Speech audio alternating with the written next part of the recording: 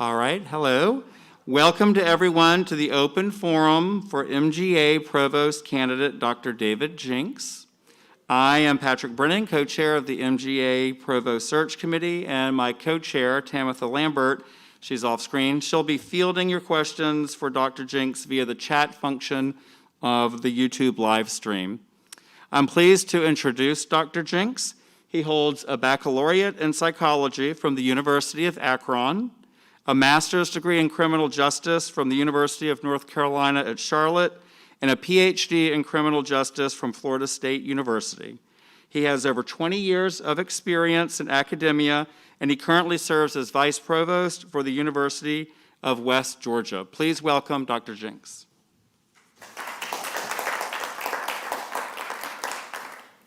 Thank you very much, Patrick, and thank you all for taking the time to view this presentation this afternoon. It is a privilege to be here, and I am looking forward to getting to know more about Middle Georgia State University as we go through this question and answer session. So please feel free to ask questions about anything as I move along, and I will stop if need be, but I think I've got 15 to 20 minutes to go through some quick ideas about generally my vision for the provost position for Middle Georgia State University, and how I would frame that, and what my role would be and how I've envisioned that from the research that I've done.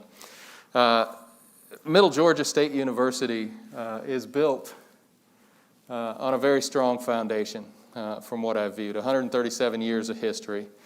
And I've talked about it several times today, about the values that were written in 2018.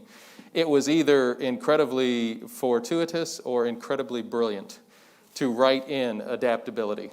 That is a value that we have lived into in higher education across the United States in the last 18 months. It has been an incredibly and trying time for faculty, staff, and students going through the pandemic. It looks like there's light at the end of the tunnel with the vaccines coming out, but the amount of work that was necessary, especially within classrooms and dealing with students' needs very specifically, the amount of work you had to put forth to transition to entirely online in a 2-week period, and then switch to a summer semester entirely online. And then miraculously come back the following fall and teach not only online but face-to-face in so many different modalities, high flex, we did dual modality, we called all these different things that students were trying to figure out their way while we adapted.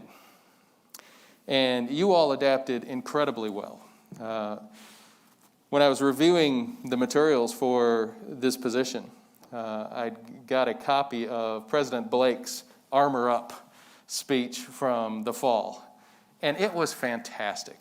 It was motivational.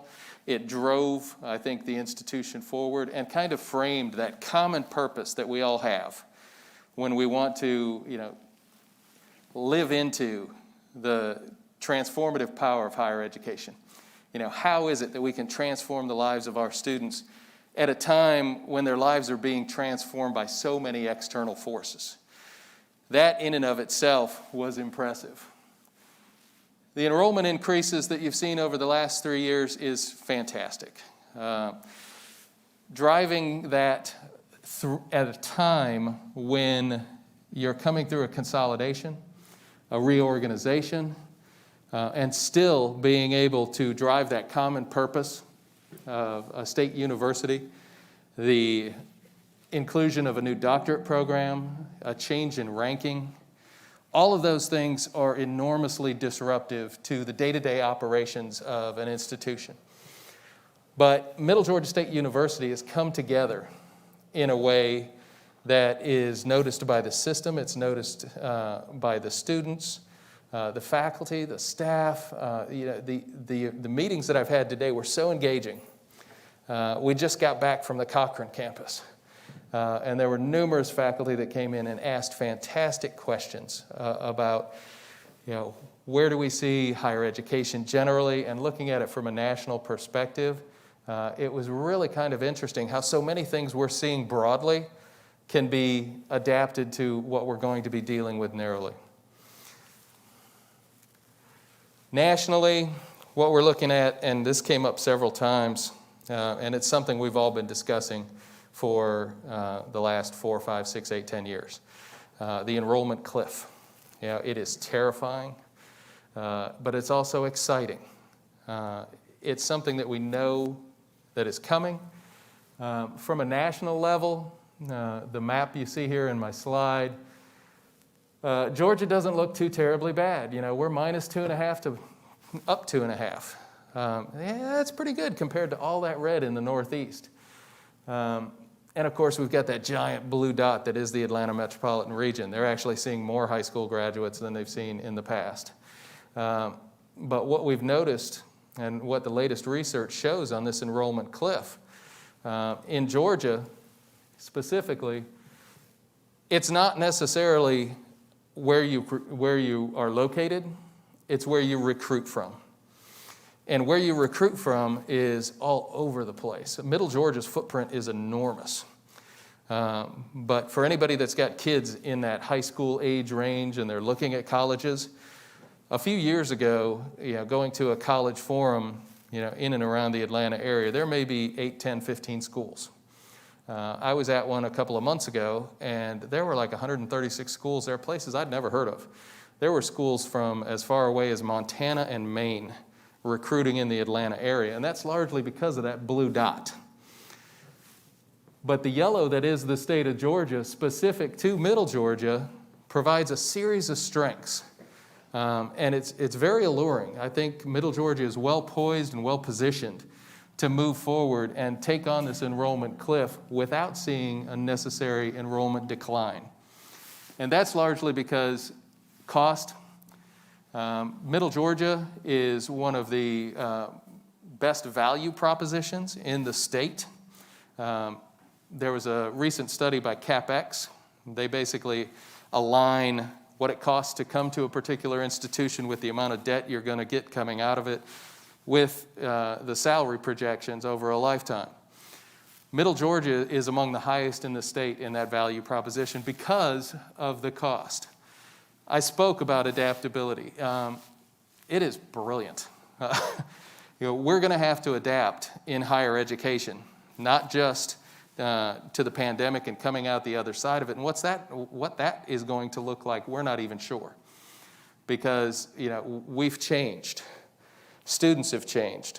Faculty across the board are more adept at teaching online, adapting their learning to teach face-to-face, as are students.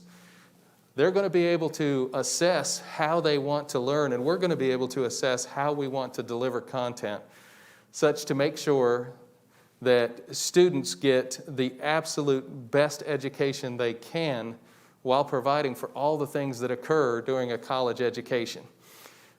Many of the students at Middle Georgia State University, similar to the other institutions I've worked at, have now full-time jobs, they have families, they have things that just get in the way of college that sometimes take precedence.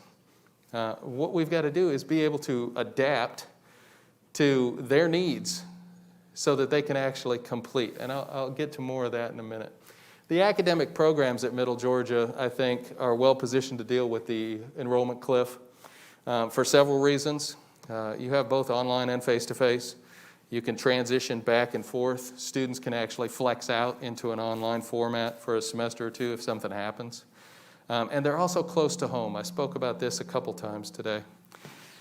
But one of the things that we're seeing, and there's a lot of research to support it, is students are much more likely to engage in higher education in their own communities. And that entire state of Georgia is yellow.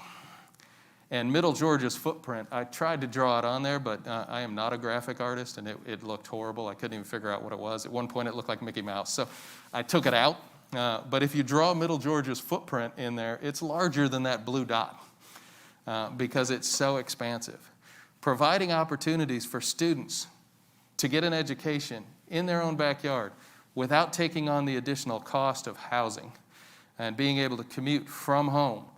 Middle Georgia State is well positioned to deal with that moving into the future. So how do we get there? One of my favorite quotes, if you want to lift yourself up, lift up someone else. That seems to be what we try to do in higher education at a lot of institutions. Some do it very well, some do not. Middle Georgia State does that incredibly well. From what you look at as students who come in, graduate, and progress on into the careers in their lifetime. Teamwork improves those outcomes. People asked me for my perspective, and I think this is what I keep speaking to as we go throughout the day. And it's not something that I put together for a presentation. It's how I live, it's how I lead. It's something that I think we're all better at because we work together. Simply, I used this example earlier today. Higher education has adapted and adjusted over the last 15, 20 years, and I think it'll continue to do so. An employer, I don't know how many people have ever had a boss who you would walk into their office and say, I've completed this project. This is my project, all mine. I didn't consult anybody. I didn't ask any questions. It is all mine. And not expect your boss to say, well, why didn't you work with some other people? In higher ed, that's exactly what we do. Don't talk to anybody else, just go finish this project and see how you do. But we've started to integrate teams into classrooms, getting people to work in groups. And, for people my age, if you said group work, that was terrifying. You were like, not the group work. And then somebody would say, well, you're paired with David. And they'd be like, oh, God, I'll just do it myself. That guy's not going to engage. We despised group work when I was in school. Now, we're actually engaging more in that, getting more people into teams in the classrooms, and realizing that peer-to-peer interactions are among some of the most important we see in higher ed, where they can actually learn from one another. So how do you implement teamwork on a grand scale at an institution? I have a deep-seated belief that great teams produce great outcomes. Some of the things that I've addressed over time in my position, Patrick was very gracious in going over some of my history. I've been in the provost office for 4 years. And one of the things I think leaders need to do is empower others. You have to empower your teams to actually get things done. There are a lot of good ideas. The more good ideas you have, the more good people you have involved in producing those ideas. Giving them the power to move forward with them and actually increase their outcomes. I don't know why this seems to be the case, but in higher education, people with a really good idea will say, I've got this great idea. It's like, well, why haven't you moved forward with it? Well, I was looking for the right person to support it. And while I was the interim provost, I was like, well, I support it. And they were able to move forward with it. Just with that, it didn't require much work. It didn't require much resources. But the ability to support those people in building their teams to get those outcomes were very specific for us. We were able to institute a retention plan that was modeled after Georgia State. And I spoke to this earlier today. We increased our retention rate year to year, fall to fall, by 4.7 percentage points. But that sounds great, but it would be mildly insincere to say that was our first attempt. We'd been trying to affect our retention rate for 2 straight years. We had 4 different plans that led into the one that actually worked. And Tim Rennick at Georgia State was actually very straightforward about this. He said, if you want to work on your retention rate, you have to identify your issues. Where are the barriers for student success at your particular institution, and then address them. Now, we don't know which barriers are actually affecting the retention rate. We went after 3 different barriers that we thought were affecting retention and failed miserably 3 times before we found one that worked. But that's one of the other things I think leaders need to do is engage the faculty and say, okay, it's okay, to fail. It's okay to make a mistake. We all have good intentions, and I think when we sit down and work collaboratively, we all come to the same conclusions. We're here for the students, and we want to see them succeed.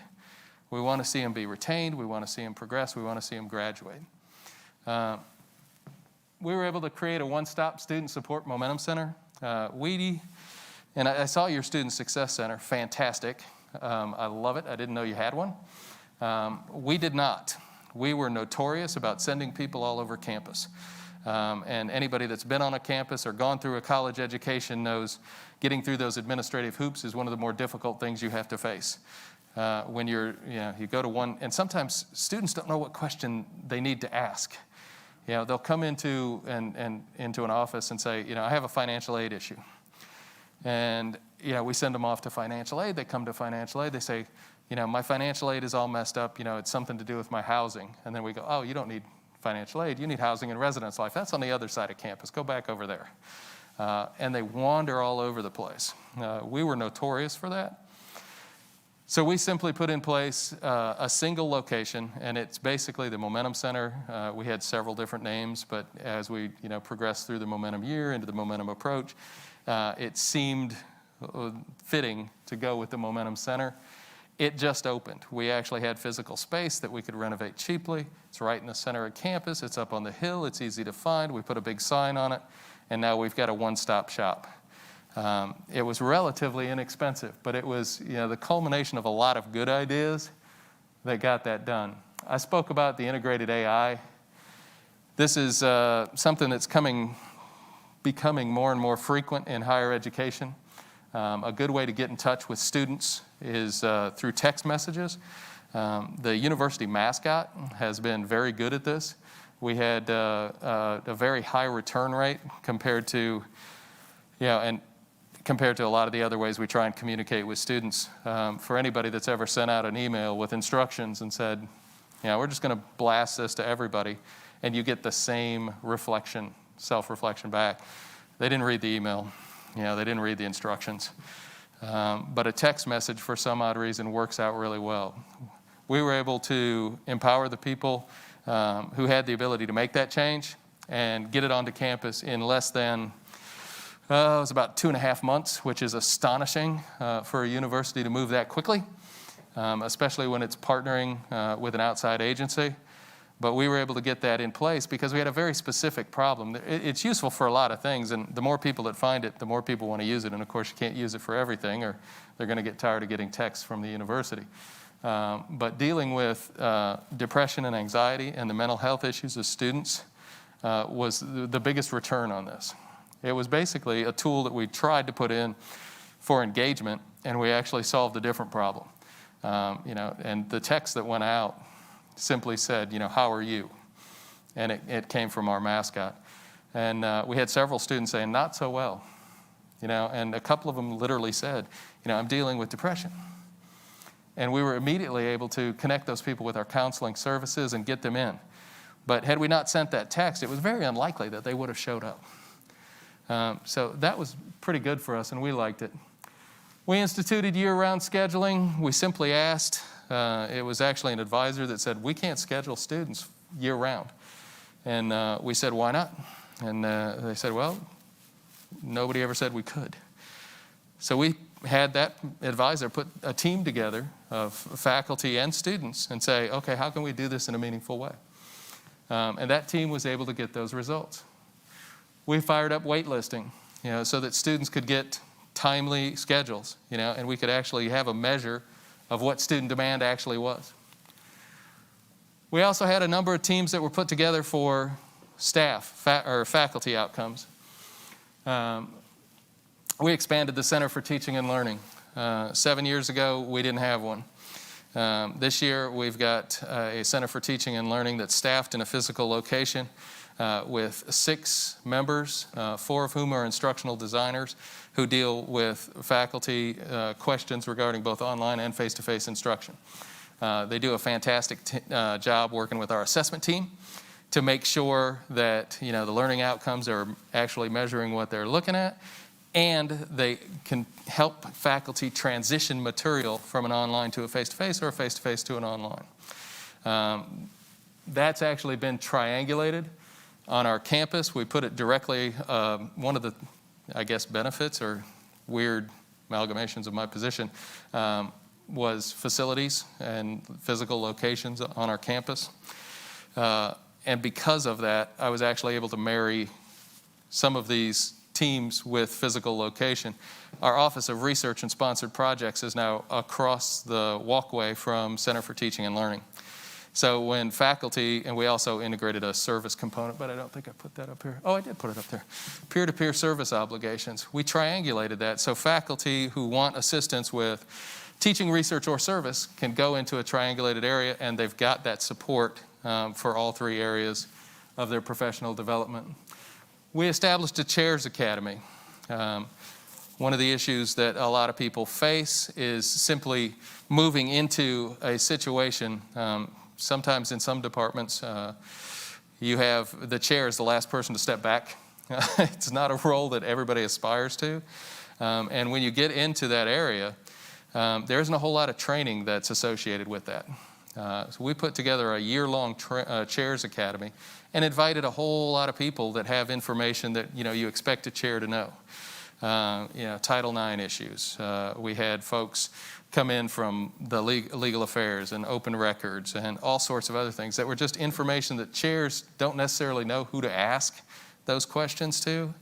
And it worked out really well to get people in the right place with the right knowledge. For staff, we had a peer-selected best of. We called it the Best of the West at West Georgia. And it took off dramatically among the staff. It wasn't as popular with faculty. When you single out one faculty member and say, hey, you're the best, other faculty members are like, hey. But for the staff, they actually created Best of the West walls in their areas. And put them, you had pictures taken, and it was really fascinating how well that took off. And it was a great idea. And tuition assistance flexibility. We were able to change the way that tuition assistance was actually applied to staff who wanted to use the tuition assistance program. And it worked out such that more people were able to take advantage of that perk.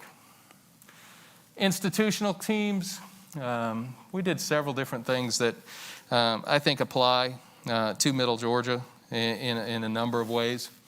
Adult learners, prior learning assessment, and transfer policies. We have way too many students in higher education that lose credit by transfer. They lose credit by changing majors. They don't even have transfer out of the institution. And a lot of that, I think, is going to be addressed in some of the initiatives that we're looking at from the system level. But there is absolutely no reason students should lose 5, 6, 7, 8 classes because they changed their major. The same is true with adult learners.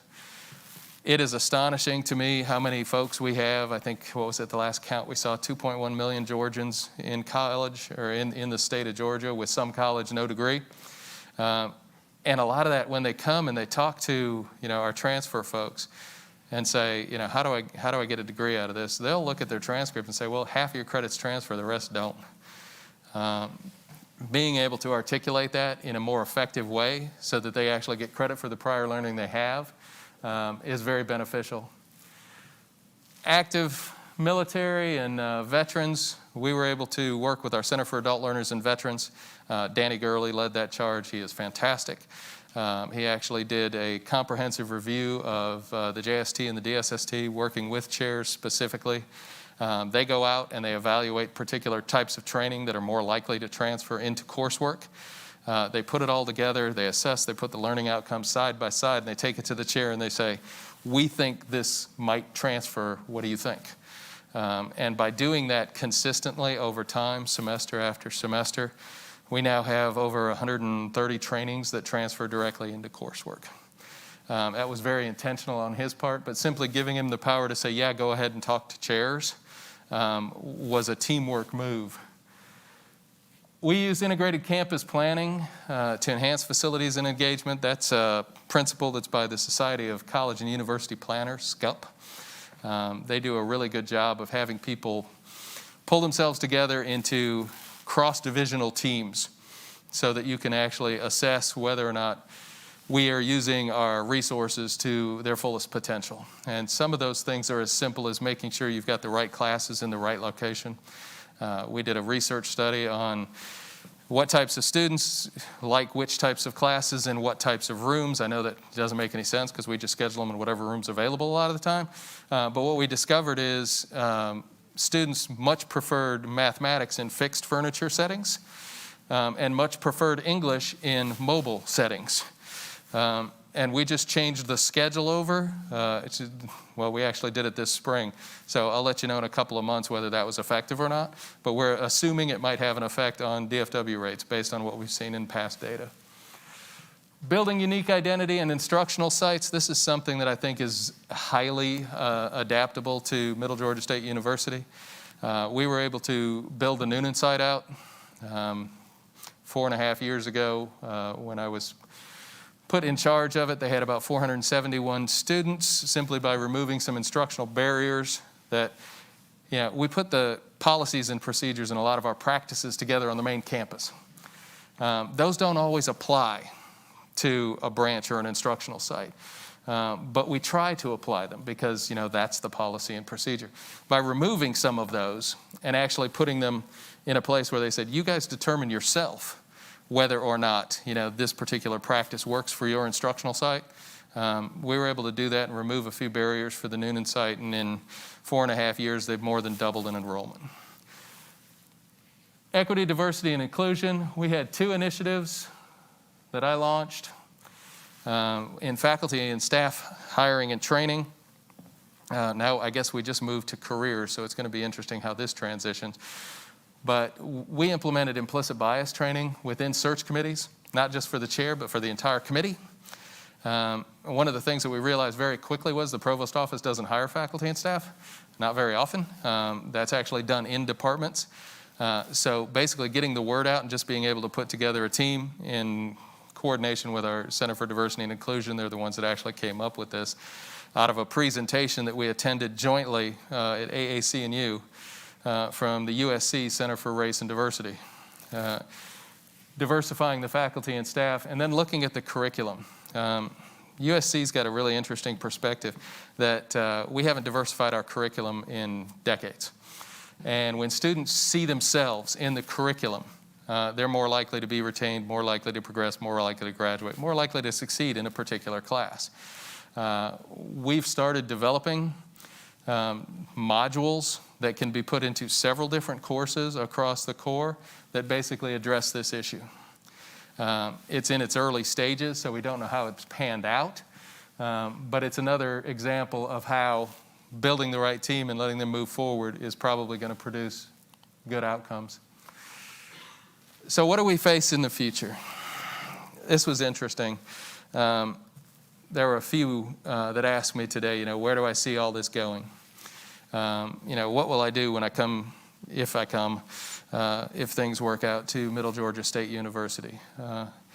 And one of the things that has always been kind of a value of mine is transitional leadership is always difficult. And a leader that leaves should essentially be like stepping out of a swimming pool. There might be a ripple or two, but then everything goes back to normal, and everything that was put in place remains the same. In reverse, I think a leader that comes into an institution should do something similar. Ease into the waters. You'll cause some ripples, there'll be some disruption, but you want the disruption to be minimal. I've been in situations where a new leader in a new particular area comes in and just cannonballs into the pool, and everybody in there just flips, and you're watching the waves go by, and there's people that weren't even in the pool that are getting wet, and you're like, what are you doing? And it takes a long time to adjust to that. So moving forward, I think slow and steady would be good. I used something from a leadership class that we put together in California, and it's pretty much taught in leadership in a lot of different areas. But it's observe, orient, decide, act. Take the time to figure out what it is that's going on. I see that as the role of your next provost. Take some time to get a sense of what's going on at Middle Georgia State University. Take some time to figure out how everything's working together. make some decisions, and then act. How do we move forward from here? One of the things that we're going to have to focus on, this is Brian Rosenberg from the Chronicle of Higher Education not too long ago. And his point was, we've been working on access to higher education for a couple decades now. We got to get more kids into school, as many as possible. And in that, I don't think it was, clearly not intentional. But what we've seen is retention rates at several institutions drop over time, and graduation rates drop. And students, taking on increasing debt, trying to get through specific programs. And what that does is create, it goes back to that value proposition from my first slide. If you attach the likelihood of graduating with that particular degree to that value proposition, less people are going to come, even though they have access. So I think moving forward, we've got to work on retention, progression, and graduation, especially graduation rates. My next slide actually lays out Middle Georgia State University versus the state universities in the system, and this is a system-wide retention rate. And I think one of the things that we need to focus on is, not all students are going to stay here. They don't all stay at the same institution. If they stay in the system, we can actually track them. So retention in college, generally, this only includes within the state. We can't track out of state yet because we don't track beyond our borders. And I wouldn't worry too much about the numbers of the state universities overall, because Georgia College skews the heck out of that. But there's a tremendous amount of progress to be made in looking at, in 2013, Middle Georgia State was close to 70%. Dropped down a little bit, got back up. I don't know what happened in 2018. I'm sure there's a story there. But there's a bounce. But being able to move that by a few percentage points intentionally over time, finding out where those students are going, why they're leaving, why they're not staying to finish a degree, I think is something that academic affairs and the university as a whole is probably going to explore regardless of who's in this position going forward. Because we have to make sure that that value proposition for students remains consistent. With that, I think I'm close to and or over time. John didn't throw anything at me, so I think I'm in good shape. He gave me the okay symbol. So thank you so much. Again, I appreciate the time. I appreciate you listening to me, and I'm happy to take any questions. If you have a question in the room, please raise your hand, and I'll bring the microphone over so the people who are live streaming can hear it. And then if you're on the live stream, please type your question in the chat function, and we'll take turns. We'll do a person in the room, the live stream, and I'll hold the mic for you. Hi, first of all, thanks for coming and being here. Thank you. You just said the word access, and of course, Middle Georgia State is an access institution in a particular sense of the term. Given our blended mission especially, where would you see the role of internationalization for Middle Georgia State? That is a great question. Internationalization in general is, in flux. Largely because we're in a situation where we can't travel internationally, and we're seeing international students decline. I think it's going to increase. I don't know how it couldn't with a change in administration. We haven't exactly been friendly to international students for the last few years. But I think it's important in a lot of different ways. But I think internationalization is going to be very programmatically specific. International students are very intentional about looking for a particular type of program. I could see recruiting and marketing for specific programs. Computer science is huge for some odd reason. Well, it's not for some odd reason. We all know why. It's computer science. That was well said. But if we find the programs that are going to draw international students, I think we have to be incredibly intentional about what programs we put together for those students. Or, if we have existent programs that are likely to draw international students, I think we've got a much better perspective, or a much better chance of bringing those folks in.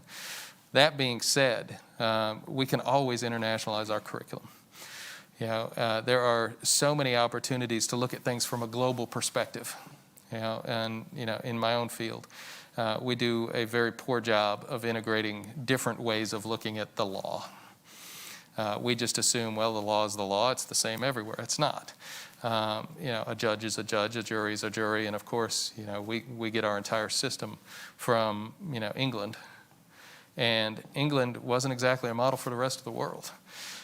So we have a lot of opportunity to take things within specific coursework and globalize and internationalize the curriculum so that students get a much broader perspective.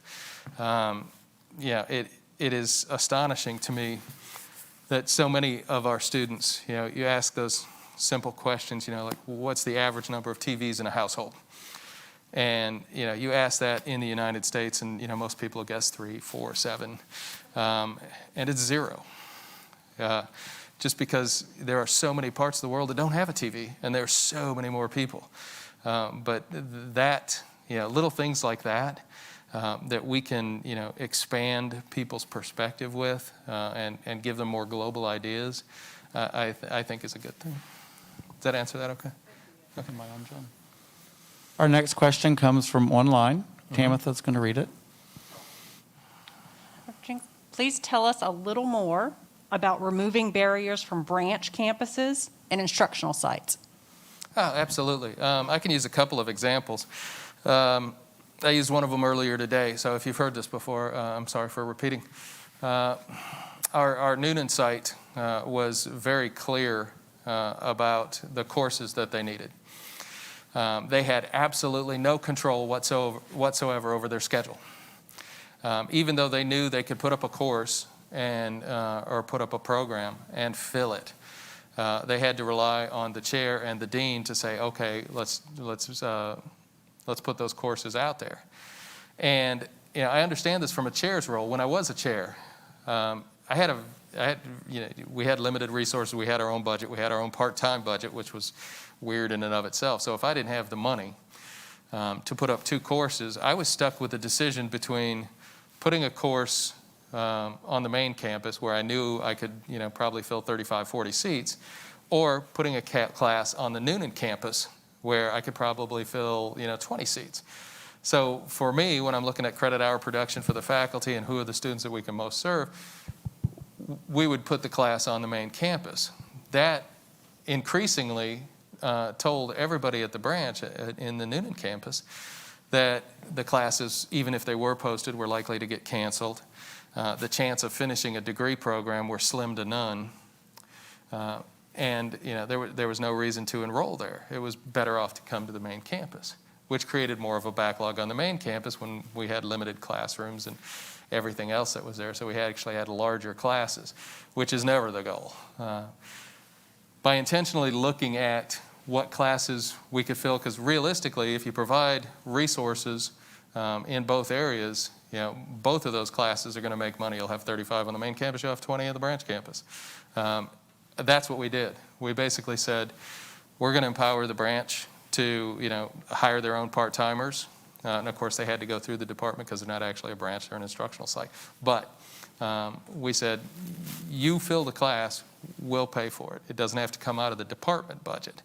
So the chairs, we basically just removed that barrier of the chair making an incredibly difficult decision where there was always a better value to offering on the main campus. And that actually increased enrollment dramatically, and students started to attend. They got to the point where they understood that if class was posted, it was going to run, and that they actually could complete their degree programs on that site. Does somebody in the theater have a question? Great. I'll hold the mic for you. I'd like to talk to the criminal justice scholar. Coming to Macon, you're coming to a community that is struggling with a really large murder rate at the moment. Mm-hmm. And when you think about criminal justice, kind of a declining, perhaps, economic condition in the city, et cetera, when you think about Middle Georgia State University and the force that it could be for good in the community, mm-hmm. You're the provost. You've got the time to really kind of your pet project of ways that you would like to integrate this university as that force for good in the community.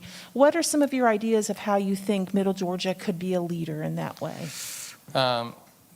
Thank you for that question. It's always good when you get time to reflect and connect dots. I think there's several. Crime inherently is linked to two very specific issues that are beyond control of the criminal justice system: poverty and population density.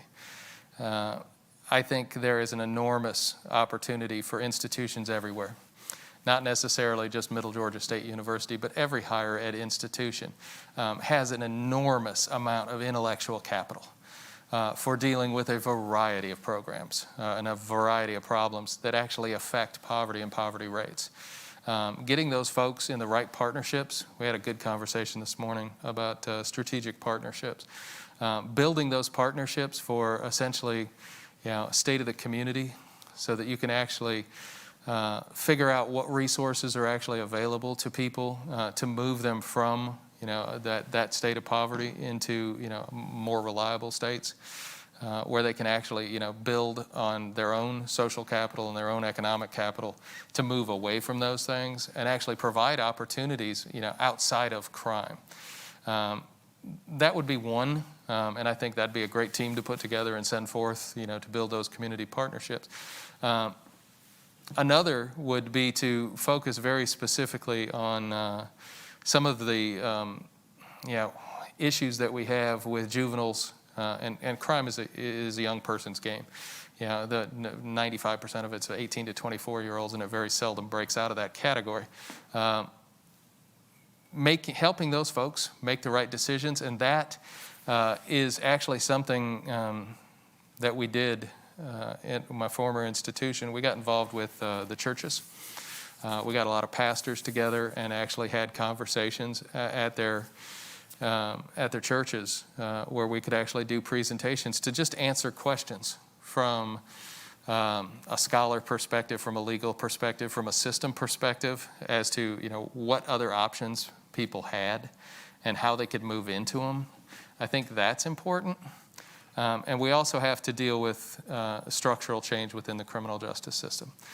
We are set up in a situation currently where if you're in a situation where you're more likely to be involved in crime, perhaps in poverty or from a minority community, the likelihood of ending up in the criminal justice system is higher, simply because of the confluence of all those factors. There's a tremendous amount of discretion within law enforcement that lends to getting people involved in that system more frequently. For example, if you come from a community where you have two-parent household and an officer picks up a 12-year-old, we'll say, the likelihood of that 12-year-old being taken back to the house is incredibly high and having somebody home to take them. And most officers, I would hope, will take that option first, take the person home. However, if you come from a single-parent household and mom or dad happens to be at work when something happens, and you go to the house and there's nobody there, you have to take them into the system. And once they're in the system, they've got a charge and or a record. So the next time they get stopped, it escalates. Being able to build resources and systems around how officers' discretion can be manipulated in such a way that we don't disadvantage those particular populations is almost imperative. And there is a ton of training that's available for folks in those areas that we simply don't offer. We use it as in-service training rather than pre-service training. And if we can actually move in that direction, we'll be great. The last, we've got to change the law. We're in a situation now where we see youths dramatically over time. If you're an African-American male in the United States, your likelihood of being shot by the police is way too high. And that is tragic and something that we absolutely need to address. We can do that on several levels, but I think from the law's perspective, when you have a situation where an escalation of force is allowed by the law, if someone with a taser comes at you, lethal force is the next level. And law enforcement officers are allowed one level higher than what's used in respect to them.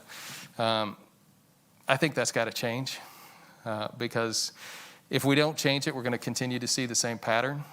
And I think it's something that other countries are really good at from an international perspective. If you say, the same level of force, if you're shot at, you can shoot back. But if somebody comes at you, with a taser, you can't shoot back. And it just doesn't make any sense. Does that answer that? Okay, thank you. Next question comes from online, and it's likely to be our last one. Can you tell us your ideas for graduate program development in an internal process that is planned and coordinated? We have about 5 minutes. 5 minutes? Okay, I'll be brief. Graduate program development is one of the things that the University of West Georgia has excelled at. We have an entire system. I'd be more than happy to go into great detail about it. Linking graduate opportunities, specifically in a flex environment, to workforce development, specifically in those areas where we know graduate students can come. Obviously, we can put that together in a systematic way. The new program proposal that is put together by the system office actually has metrics built into it, so you can actually link the degree program to specific jobs and that job availability within the state of Georgia. That's how we're going to have to put programs together going forward for anything to get approved by the Board of Regents. Graduate programs are well suited for that specifically. And what we did at the University of West Georgia, it's not going to be surprising. We put together a team, but we basically created what we call super users to look at that data. So if a chair, rather than having to go out, talk to the faculty and put together a whole lot of data from a whole lot of different sources as to how we might be able to build a graduate program, all they have to do is submit a little tiny form that says, I'm thinking about maybe a graduate program in X. We then take that and run a detailed analysis of X, and say, well, these are the number of students you could expect to see. These are the number of programs that are in the state. These are the number of jobs that are associated with that.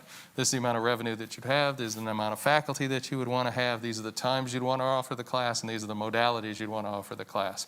And we give that back to the department so they can actually make an informed decision and actually, based on all the metrics that now the USG provides us, and tell us how likely it is that that program would take off, how long it would take to be self-sustaining.